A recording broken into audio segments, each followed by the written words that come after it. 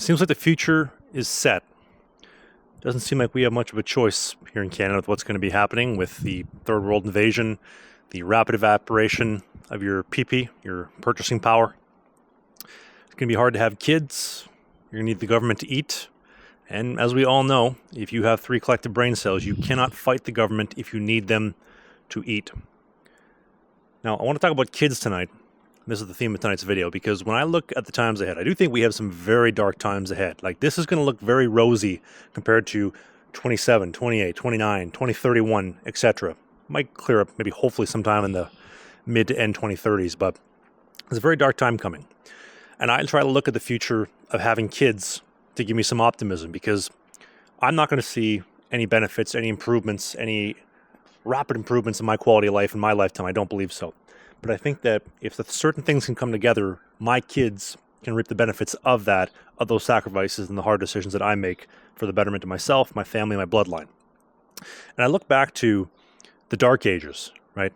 Between the year 1000 to 1400, there was zero improvement. Nobody's lives got better. They all got worse. Nothing improved. Nothing happened. But they just kept reproducing time and time again. Here's one more chance. Here's one more at-bat. Here's one more shot on goal. Right? We got to get pucks on net. There is no such thing as a bad shot. You miss 100% of the shots you don't take. And I think they're trying to brainwash people and psyop and also pigeonhole you into not having kids. I'll explain a whole bunch of reasons why in a moment. But if they can get you to not have kids, they can continue the depopulation and the lesser chance of a mass revolt or a mass revolution. And one of my very high net worth friends, like we're talking in the very close to hundreds of $1 million club, he says to me, one of my biggest fears is that there's a mass revolt and the general people are going to come for my money and my assets, my resources. And I said, my friend, I love you. You're a very good friend. I consider us boys. They're not coming for your money. There's way bigger fish to fry before they come for your money and your assets and your stuff. You're fine. He's paranoid, I think, but as I always like to say, you're always paranoid until the day you're prepared. But we'll park that at the side. Back to the Dark Ages and the kids thing. I like the idea of thinking about kids because it gives me something to work towards, right? I think society wants you to be very selfish, very materialistic, very me, what's good now, what's in the moment, because it gets to a point where you look at the future and it becomes very depressing. And what's the point of working? What's the point of working out? What's the point of striving for excellence? What's the point of anything if that's what's coming down the pipeline? But then I think about what I owe my ancestors who survived, all of us, every single person on this planet's ancestors survived the Dark Ages. They survived WW1, the Plague, WW2, because otherwise you wouldn't be here. They all reproduced and here you are, right? And so taking the power back into my hands and saying, what can I do in the shoes that I'm in to fix my personal situation with the problems in hand? We as men are problem solvers. We are troubleshooters. And you soy boys that are shaped like butternut squashes and pears that just want to sit and moan and bitch and complain on the internet and on the TV about Mark Carney's corrupt Carney, crooked Carney, Shut up. Shut up. It doesn't help the situation. It doesn't solve your problems or our situation that we are all going through. So shut up. I don't want to hear about it. Bitching and moaning about the government like the government's going to come and save you. I got a news flash for all you people. Pierre Poilievre, Daniel Smith. If Pierre wins the election, if Daniel Smith lets you separate, if Trump comes and takes over, Uncle Donnie takes over Canada as the 51st state, none of them are coming to save you. None of them could even negotiate a pine cone off a pine tree. You fix your own situation. Nobody else. I was a professional athlete. I played 4 years as a goaltender, a pro hockey goaltender, and nobody was coming to help me. It was me every night, and anytime I got an opportunity to play, anytime I had an opportunity to do something for my own career, nobody was coming to help me but the guy in the mirror. That's it. And so, and also too, the politicians, we need to accept this too. This is a universal truth that I think people need to come to terms with. The politicians are not in charge. The politicians are simply the middlemen for the ruling class. The ruling class, whether we're talking about Uncle Larry at BlackRock, if we're talking about Larry Ellison, we're talking about those people, the Elon Musks, the Bezoses, they make the decisions. And then the politicians then follow suit. I'd argue the banks as well, but I want to keep this channel up on YouTube, so we're not going to talk about the banks in a negative light quite yet. Part that to the side, right? So you have to do something in the situation that you're in. I think half of it is looking at the chessboard and acknowledging this is happening. This is what they're trying to get me to do. This is where they want me to go. What can I do? Now, I've said this before. I'm extremely stubborn. I'm one of the most stubborn people you will ever meet. And when I see the ruling class that have no idea about what my life is like or my best interest, and they want me to go in a certain corner, I will do everything and anything to resist the programming and the enslavement. I will be the last person to march into the slaughterhouse. Part of that is marriage, and we'll get to that in a second. But let's look at right now, we're going to talk about women. And don't worry, man, I'm coming for you as well, but we're going to talk about the women here for a second. If you were dying of cancer, they would give you the biggest bill humanly possible and say, oops, sorry. You think they don't have a cure for cancer? Why do you never see any of the elites or the Hollywood, the best, the A-listers in Hollywood, they get cancer, they live? The only exception being really Steve Jobs that I can think of, and he was kind of hooby-dooby, I'm going to go on my own path. But for the most part, you don't hear about them dying of cancer. I would argue they have a cure, and it's a tool that they use to blackmail and get the best behavior that they want out of the people with power and control. Epstein's Island, but hey, you got cancer, we got someone you want. Just take this magical potion right here and sell your soul. So if you're an average person, you're going to get wrecked, you got cancer, here's a nice little bill. Why, during the scamdemic, are they, at least in Canada or in commie Canada, why are they handing out free French fries, free ice cream? In Manitoba, giving away $100 prepaid MasterCard gift cards for every jab you get. Now, I get it. I'm born and raised in Winnipeg. I'm cheap. I was more than happy to go around 15 times to try to get some MasterCard gift cards because I had no money at the time. But why are they giving away all of this for free when if you were dying, they wouldn't give a shit? And they would just tell you to go and die on the street. Birth control. Why are we at the point where they give birth control, hormonal birth control to women, and they hand it out like candy, like it's Halloween, like it's the full-size Mars bars and the O'Henrys? Just, here you go, everybody, like Oprah, here's a little birth control for you, everybody gets birth control. Everybody gets on it. And then they start this birth control at 13, 14, 15 because it might regulate your period. It might make your cramps a little bit better. Well, you don't want to get pregnant because basically being 15 through 29 is don't get pregnant, don't get pregnant, don't get pregnant. And then at 30 onward is like, get pregnant, get pregnant, get pregnant. You're going to be scrambled eggs soon. Absolute psyop. And they've emotionally controlled women to believe that being pregnant before the age of 30 is an awful thing. And anything 30 plus is empowering. Well, I hate to break it to you, ladies. They are trying to waste your most fertile years. They want you running around in your late teens, early 20s, getting university degrees, because you're going to be in the college dorms, getting absolutely plowed harder than a field in Manitoba. Having all the fun, the endless degenerate fun, racking up mileage on the odometer, becoming hardened through hardened experiences, and then when you go out to find the cleanup guy at 27, 28, 29, when the biological clock starts ticking saying, lady, time for some kids, you wonder why she's not compliant to the man. You wonder why she never listens. Right? There are many women that I have dated, both recreationally, as recreational use only, and seriously, where we have split, we have parted ways, we have gone our separate ways, and they find literally the cleanup guy every single time. They get fatter, they get covered in tattoos, and it is literally the textbook definition of the cleanup guy that has no idea what that woman has done, or what I have done to her, or what is in her past. And they are cleaning up the mess. They don't tell men about this, but they're trying to get women to waste their most fertile years. There's also a reason why you look on TV. We've talked on this channel before about how every sitcom, every movie, every TV show, the father is portrayed as the absolute fat, bumbling buffoon, and the woman is the alpha hero. She saves the family. She can do no wrong. She keeps the family together. Have you also noticed on news shows, which again, the mainstream news is complete poison, but on the mainstream news, on the sports channels, they never have young, fertile women on TV. It's always the old hags, 30 plus, that are empowered to be there. Look at how good she looks. She looks great for 32. I'm sorry, lady. Nothing you ever convince me is going to convince me to buy a car with 300,000 miles on it versus the pre-100,000 warranty. Nothing you say will ever convince me otherwise. All psyop. But so anyway, they give women birth control out completely free at 14, 15, 16. And if you look at the side effects, they thin a lot of the brain tissue upstairs, and they also change the way that women select, because if you look at the women's 28-day cycle, between ovulation, menstruating, etc., they all select very differently. Like you can tell a woman the same joke, the same way, and get 4 different results based on the 4 different cycles that they have. And so birth control essentially hormonally tricks the female body into believing you just got pregnant and fertilized. So if I'm fertilized, I don't need to drop an egg. There's no need to worry about reproduction because I just got pregnant.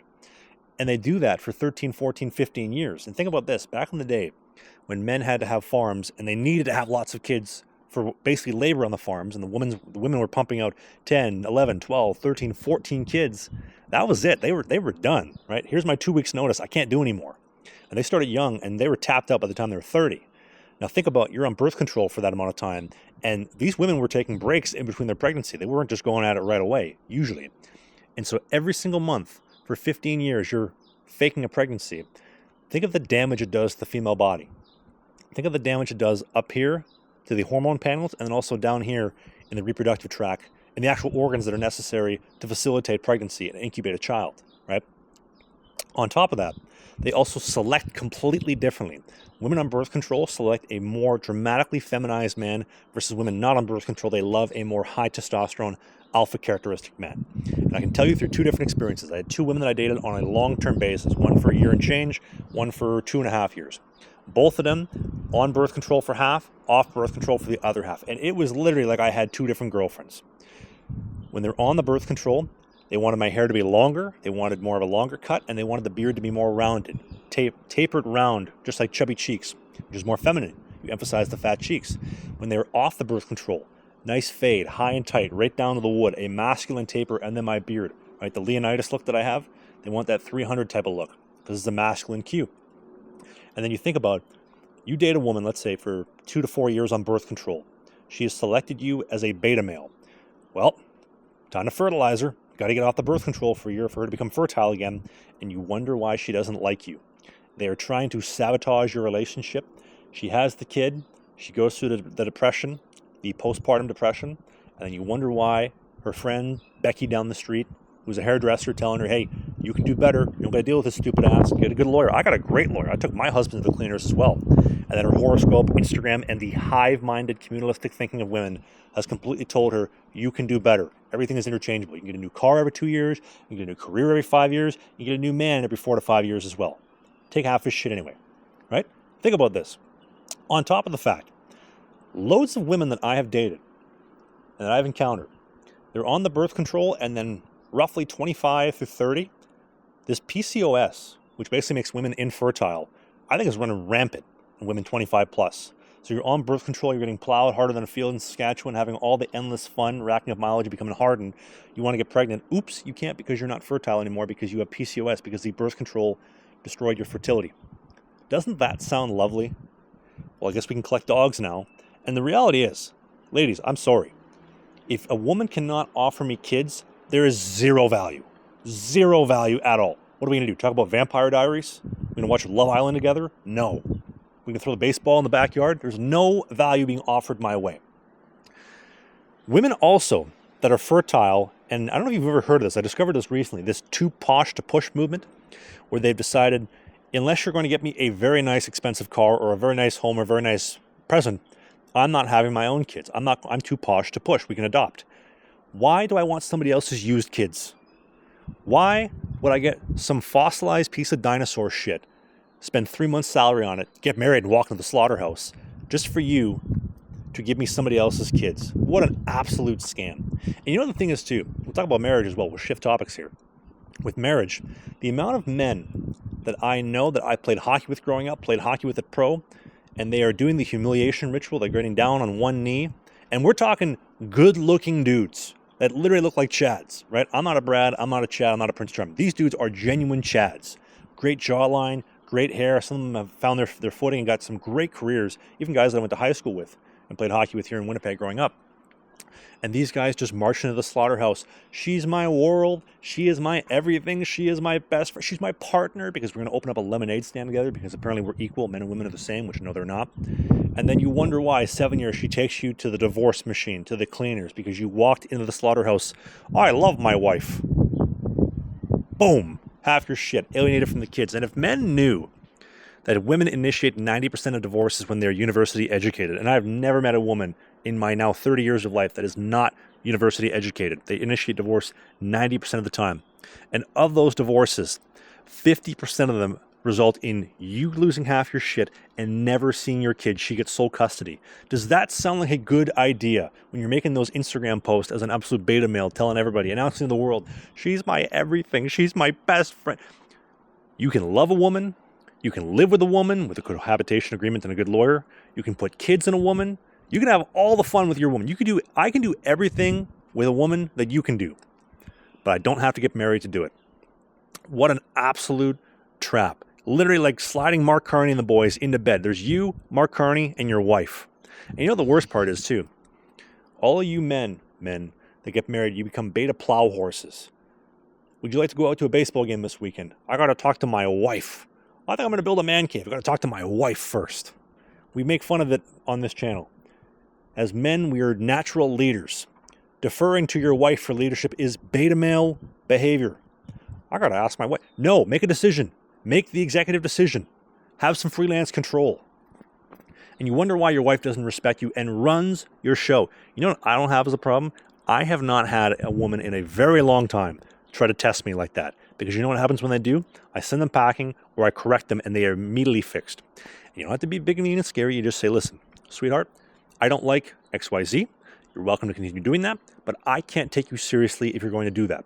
So you now must make the decision. Do you want me to take you seriously, or do you want to continue this decision that you're making and this behavior that you're making? And she can make the rule. She can decide herself. Women love autonomy, making their own decisions. And she can decide now, is she going to be recreational use only, and am I going to use her for practice reps, getting my touches, staying hot, stick on the ice, or am I to take you seriously and talk and look about family? Simple as that. If she ain't going to listen to you with stuff like this, why would she ever listen to you under the context of having a family and how you want to raise kids? I've used this analogy. Mike Fisher, former captain of the Nashville Predators, Ottawa Senators, NHL player, married to Carrie Underwood. She got some backlash a couple months ago because she said, we don't do the alphabet soup calendars, we don't do the alphabet soup cartoons or any of that nonsense. We do spankings and discipline in our house with our kids. And the only reason Mike Fisher is able to enforce that is because she backs him. If the woman does not back you and pretty much fall in line to your leadership, you cannot execute your plan as a man to father and to parent as you want, because the woman holds all the cards in the house. The deck is stacked against you in the family court system, and if you do not believe me, go sit in an afternoon of family divorce court and find out firsthand how they treat men. They say women are the oppressed sex. You're going to find out how oppressed you as a man are, and you get absolutely bent over. No spit, no lube. Have a good day, and learn how to take it. And here's the thing too. I was dating a gal who's 30, and she was trying to put the boots to me. I want to be married. I want a big ring. I want a big wedding day. And I just don't know. That is not going to happen. If you want to be with me, you can be with me, or you can leave. And she threw a tantrum, hissy fit, blah, blah, blah, pretended to be upset. We ended up splitting. Now, most of the women that I've dated have gotten fat and covered in sticker book tattoos. She got a whole face job. So, different kind of midlife crisis. You know what my solution to that was? I started dating somebody 10 years younger. I'm telling you, as a man, now 30, you know what the biggest conundrum that I have is, do I want to date women born in 1997 or 2007? That is the biggest problem that I have. And most men are not told this, because as a man in your early 20s, you are taught that it is very hard to come by women that want to give you a shake. They want to give you to entertain you at all. So if you get married, things are going to get better. You're going to get a lot more action. You get none of the things that you want. I don't know any couples that live together and are happily married, happily together. It's an absolute scam. Now, let's talk about feminism on your daughter, because having kids is the main purpose. I know I monologued a bit for this, but I want to kind of get back to the main root of the issue. Feminism is what they're going to sell your daughter. And I'm not talking about turning your daughter into a whore. We're talking turning your daughter into a turbo whore. She hates men, disrespects men, does not follow the leadership of a good man. She does not respect your wishes as a father, racks up all the countless mileage to waste her most fertile years, and then you wonder why she's going through a divorce at 32, 33, 34 with one kid, and you got to help fund it, or have her living in your house while she has Chad come over and rearrange her guts when you're not home going on grocery shopping, right?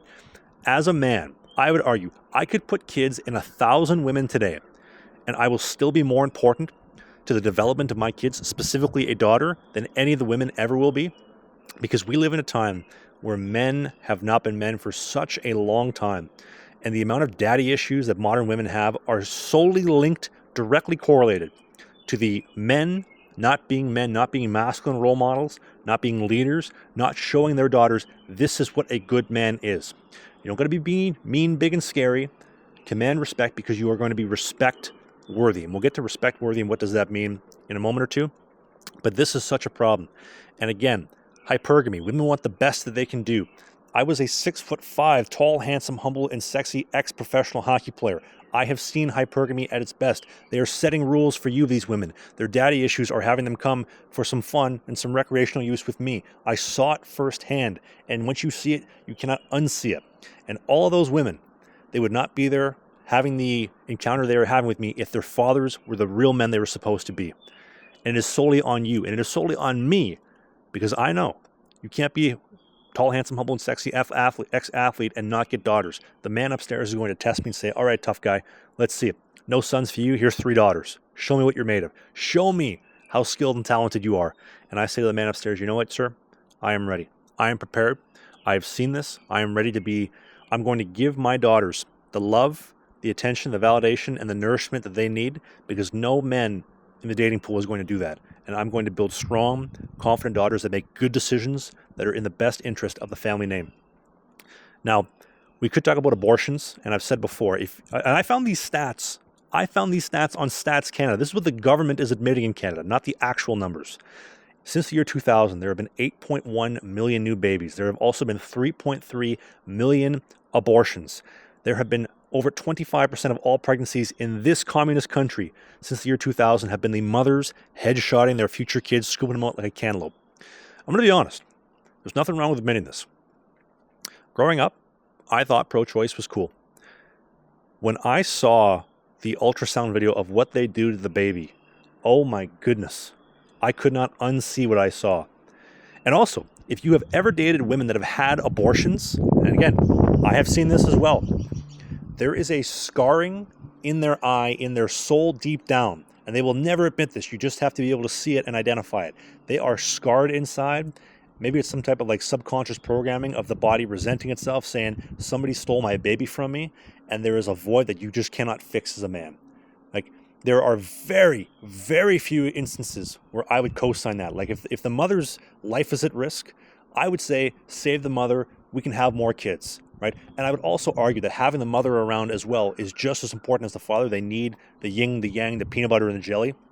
If you have the mother gone, and as great as a father as I would be, you need both to be around. So that is one instance. There's 2 others that I can think of, but that might get me taken off of YouTube. So we'll leave that. We'll park that at the side. But what a scam.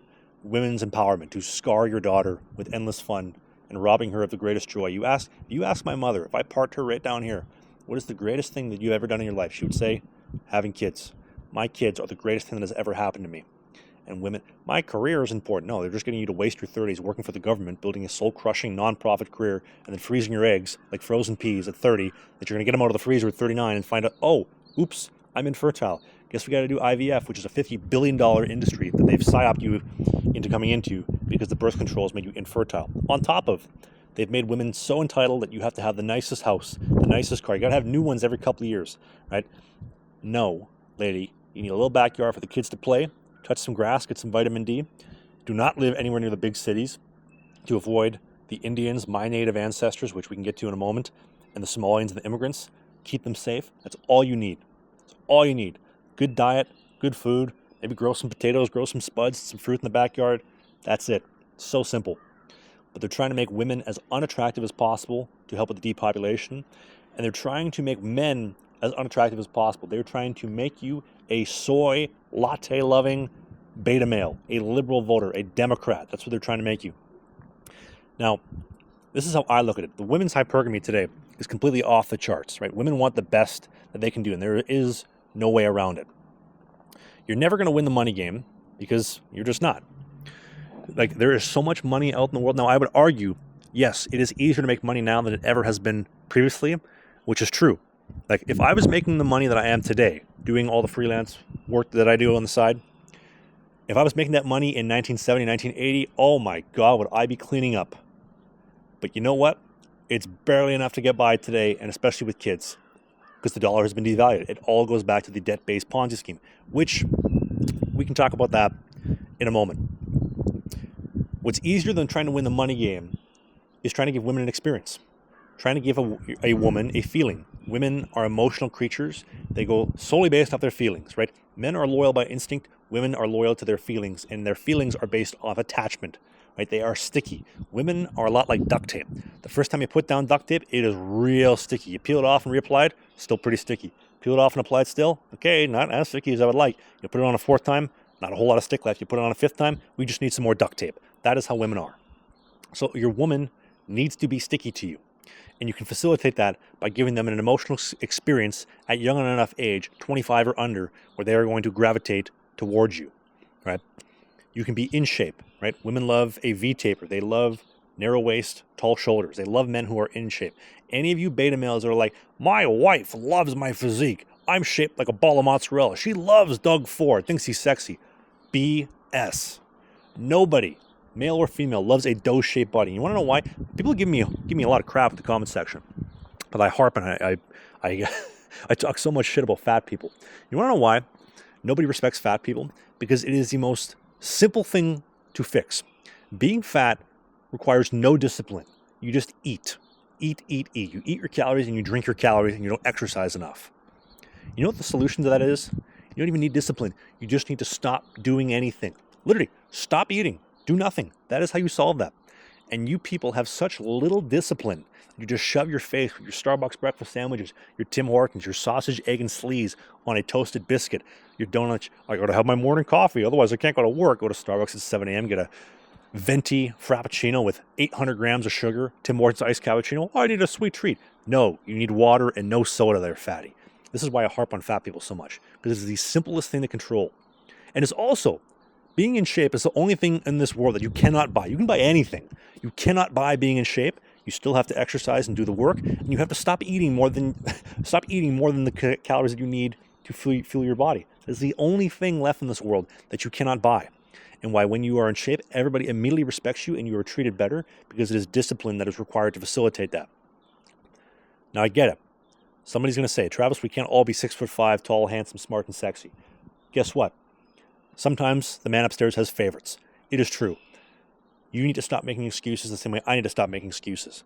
Would I like to make more money? Yes, I can do something about that. Would I like to have kids? Yes, I can do something about that. Pierre Poilievre is not going to come and save me. Daniel Smith will not come and save me. We ain't leaving. The country is going down. The ship is going down as scheduled, whether you like it or not. And Uncle Donnie, if you magtards haven't woken up and realized he ain't saving you either, the train is going in this direction, whether you like it or not.